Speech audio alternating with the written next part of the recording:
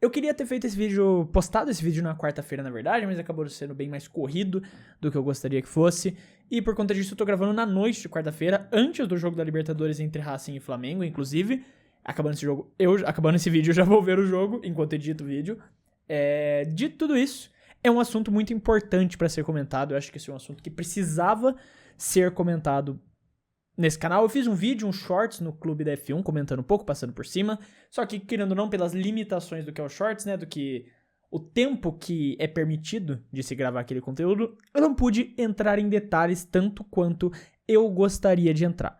Mas a gente vai falar aqui agora, então, do caso do Felipe Massa, que está pedindo, entrou oficialmente ali, né, entrou oficialmente não, o processo todo já tá rolando há um tempo, mas a audiência oficialmente começou lá na Inglaterra, na Real Corte Inglesa, a partir desta terça-feira. E tem até o dia 31 de agosto para dar uma resposta final. Basicamente, o que significa essa audiência? O que significa isso na prática? Para você que não entende nada, eu também, assim, não sou o maior entendedor de justiça, estou me baseando aqui na matéria do Vicente Soella no Grande Prêmio, para poder trazer essa informação aqui para vocês também, mas, basicamente, o objetivo destas sessões preliminares é determinar se o caso avançará para a fase de coletas de prova e julgamento, algo que os 3 réus, claro, pretendem impedir que aconteça. Basicamente, o que está dizendo é, o Felipe Massa, então, tá tendo essa audiência ali, e o Felipe Massa e os advogados dele chegaram lá e apresentaram o caso deles, e porque eles acreditam que isso tem que ir sim a julgamento em defesa do Felipe Massa. Ao mesmo tempo, os 3 réus, que são exatamente, deixa eu abrir aqui, que são exatamente o Bernie Ecclestone, a FOM, da Fórmula 1, e a FIA, Federação Internacional de Automobilismo, a FOM é basicamente a própria Fórmula 1, tem o direito ali dos 3, então, de se defenderem e falarem por que esse processo não faz sentido e que ele não deve seguir. Então é basicamente o Felipe Massa contra estas 3 partes, o Bernie Ecclestone, a FIA e a FOM, que é a Fórmula 1 basicamente. Também, se estivessem vivos, estariam fazendo parte desse processo, o Max Mosley e o Charles Whiting também seriam os outros 2 membros do réu. Então seriam 5 réus, mas esses 2 já nos deixaram, então não tem como fazer parte, obviamente, deste processo. Então, basicamente, esse é o contexto geral, esse é o contexto de toda a situação que a gente tem aqui. E o que o Felipe Massa está basicamente pedindo aqui é que ele tenha um reconhecimento moral, mas principalmente financeiro, né? Ele está pedindo um valor exatamente ali de até, tem um valor aqui, de até 82 milhões de dólares, o que daria aproximadamente 440 milhões de reais, por perdas que ele teve por não ter se tornado campeão mundial. Ele inclui perdas morais também em cima disso. Então, basicamente, se ele tivesse sido campeão mundial, ele teria bônus no contrato, ele teria algumas outras coisas de patrocinadores que ele recebia uma quantidade de dinheiro que ele deixou de receber, aí você corrige esses valores com inflação e também você coloca danos morais em cima por ele ter perdido o título mundial da maneira que perdeu. Porque o que ele argumenta basicamente é o Max Mosley, o Bernie Ecclestone e o Charles Whiting sabiam da manipulação. Isso teria sido supostamente admitido pelo Bernie Ecclestone numa entrevista que ele deu ao F1 Insider, de que os 3 sabiam sobre isso, mas escolheram propositalmente não divulgar o escândalo do Crashgate em Singapura, porque isso danificaria ainda mais a imagem do esporte. É importante lembrar que a gente tinha acabado de vir da temporada de 2007, quando a gente teve o Spygate, que foi exatamente o escândalo da McLaren espionando a Ferrari, que teve a maior multa da história da Fórmula 1 em cima da McLaren. Foi um escândalo gigantesco que já tinha denegrido um pouco ali a imagem do esporte. Então eles teriam escondido, porque o esporte já não estava bem. A Fórmula 1 já não estava bem das pernas, tanto que em 2009, né, eles têm que vir com a Brown GP, lá o Ross Brown tem que tirar $1 do bolso, nossa, tiraram $1 do bolso, ele tem que comprar lá a Brown GP, a Honda por $1 pra trazer a Brown GP e manter 10 equipes no grid. Então, já seriam anos complicados, né, já eram anos complicados, 2008 no caso já seriam anos complicados pra Fórmula 1. 2009, depois 2010 tem todo o caos das equipes novas, então eram anos complicados pra Fórmula 1, tanto como esporte, tanto como audiência, em questão de polêmicas. Então, por conta disso, eles teriam escolhido manter isso no sigilo, mesmo sabendo da manipulação, para evitar polêmicas em relação à Fórmula 1, só que daí nosso mano Bernie Ecclestone deu com a boca no balão, no qual o Bernie Ecclestone argumenta não ter se lembrado de dar essa entrevista e que também houve erros de tradução, possivelmente, porque ele nunca falaria uma coisa dessas. Bom, esse é todo o pedido do Felipe Massa, Eu vou falar agora também a questão dos 3 réus, os argumentos deles. A FIA, obviamente, quer encerrar o caso com a argumentação de que não há deveres contratuais após a cerimônia de premiação de 2008. O pedido prescrito é impraticável. O que a FIA está querendo dizer com esse argumento aqui deles para encerrar o processo? Basicamente, o objetivo da FIA aqui é falar assim, cara, quando tem, tá no regulamento da Fórmula 1, isso realmente está no regulamento.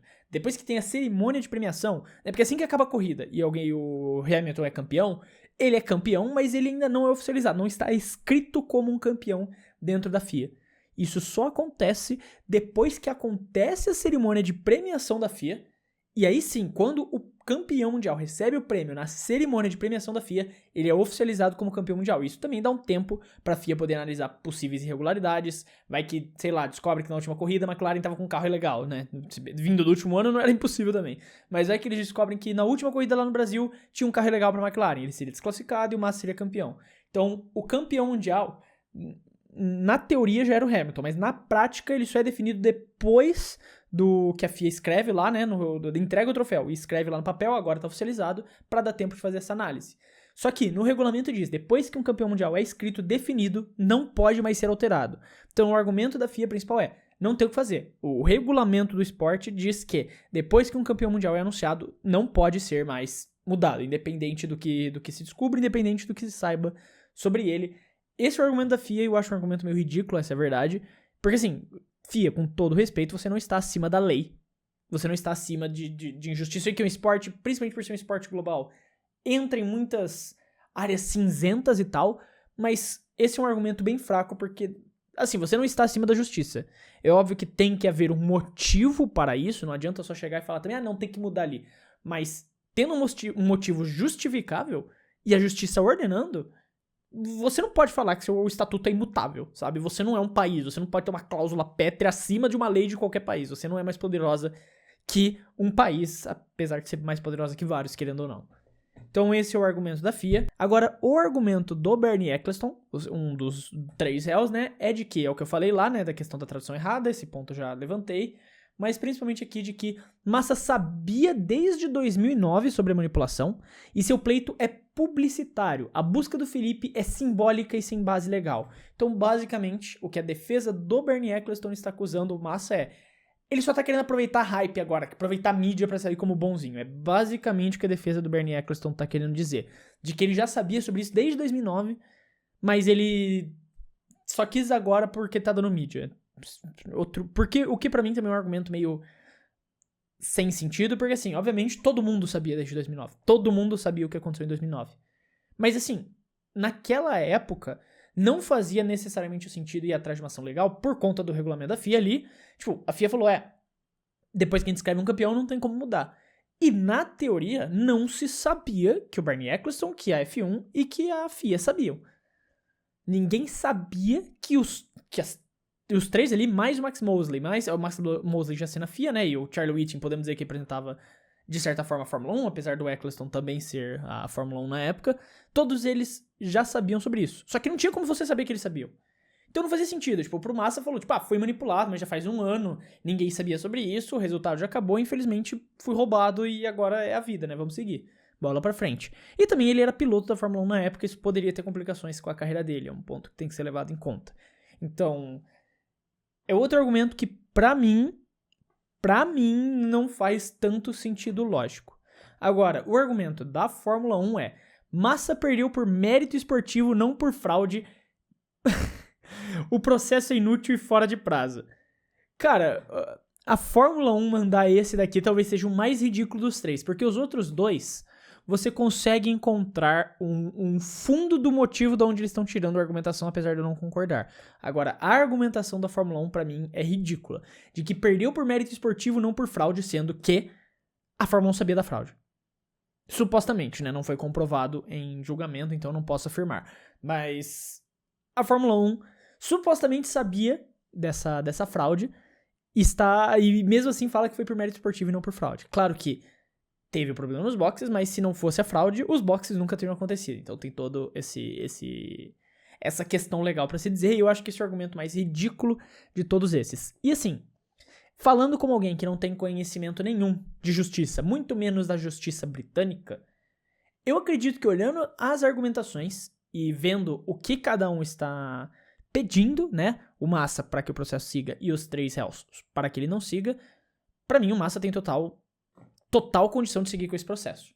Para mim ele tem total condição e um argumento válido para seguir com esse processo.